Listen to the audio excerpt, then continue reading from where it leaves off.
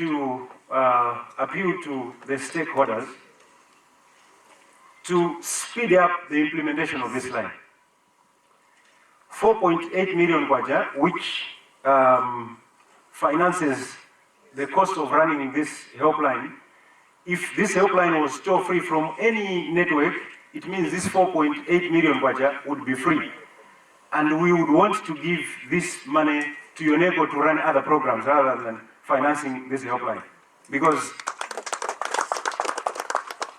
if someone calls the police on 997, they don't have to pay for it. Why should a child pay? Why should someone pay for calling a child helpline? Therefore, our appeal to the stakeholders who are, I think, ranging from MACRA to the government, to speed up the implementation of this line so that we can make sure that we can provide more help in more areas than just the helpline. The second thing that I would want to articulate is on the point that the Director of Social Welfare Services mentioned. This is our hope for the future. When we make a donation to UNECO, when we are doing our financial results at the end of the year, that figure is recognized as TNM spent that money as an expenditure in the normal course of doing business. Therefore, it is taxed. We pay tax on that figure. In other words, we believe that this tax is very punitive in nature.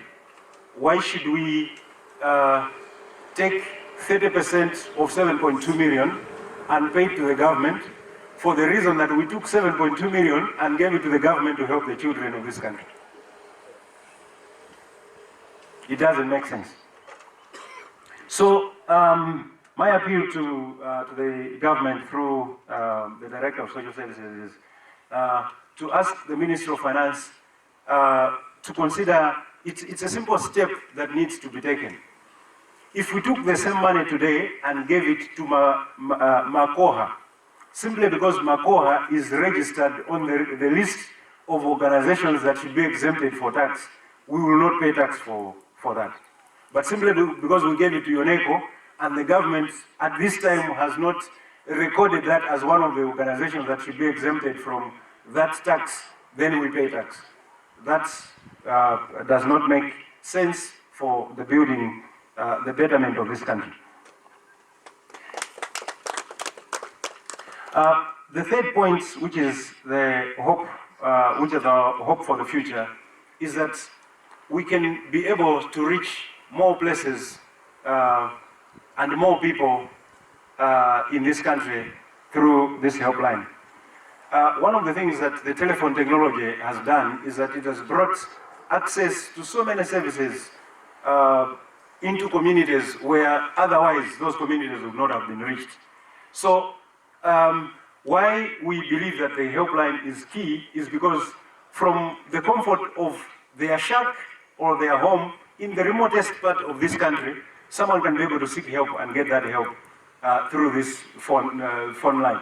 They may not have had money to travel by bus to go to seek that help, but they will be able to get that help. So we believe that if we do well, our services of this helpline should reach far much more places than where we are today. At this point, let me thank you so much, honorable gentlemen and ladies,